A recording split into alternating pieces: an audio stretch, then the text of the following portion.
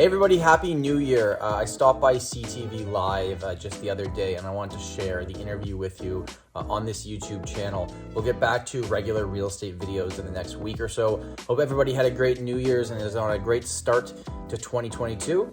Stay tuned and here's the video. Joining us now is Tom Storey, sales representative for Royal LePage in Toronto. Tom, thanks so much for joining us. A Happy New Year. And it sounds like a Happy New Year for sellers, but not buyers. So first off, let's talk about what Royal LePage is predicting and the hottest markets, which include here in Toronto. Yeah, Happy New Year. Thanks for having me back on. I would love to come on here and tell you that housing is going to become more affordable next year and there's all these measures coming out. But the reality is, based on the metrics that we track, just based on population growth, based on where interest rates are going to be at, unemployment rate, everything like that, it's looking like 2022 is going to be very, very similar to 2021 in terms of average price growth. Maybe not as accelerated as we saw this year, but I don't think too much is going to change. Okay, so Royal LePage is predicting a 10.5% increase in year over year in terms of growth for major Canadian cities. In Toronto, 11%. When we take a look at the buyer, though, it is, as you've noted here, becoming increasingly challenging for young people to get into the housing market. What do you tell them when here we are again in 2022 and young people are looking at the prospect of really, it seems home ownership is becoming more and more out of reach? It's honestly very daunting, and it's a hard conversation to have. But what I always really focus on is especially that first-time home buyer, because unfortunately, when changes come in or interest rates go up or stress test changes like that, it really impacts the people that aren't already in the market.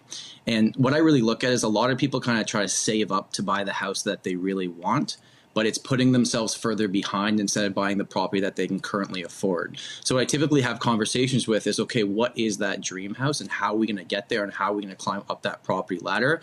Because in today's state and the market that we're in right now, buying the property you really want probably isn't realistic for that first property. Mm-hmm.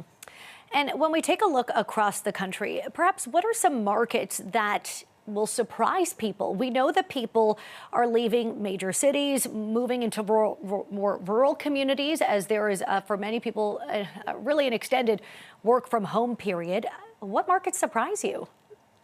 You know what I think is actually going to happen? So we always used to have this saying as a Toronto real estate agent, it was drive till you qualify. So how far outside the city do you have to drive to qualify for what you actually want to buy? But during the beginning of the pandemic and all through basically 2021, we saw massive price increases in markets that were actually outside Toronto. So rural, suburbs, cottage country, 20, 30, 40% increases, which to be clear is not sustainable long term, but saw huge population growth is in those areas and a lot of money coming in.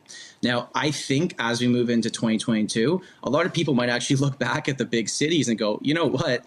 It's not that less expensive to move outside anymore because Toronto, Vancouver, they did what they normally do in the last 2 years, but the markets outside went a little bit crazy. And I don't think that growth is going to keep up, into 2022. I don't think it's going to go down, but I think prices need to hover in the suburb markets in 2022.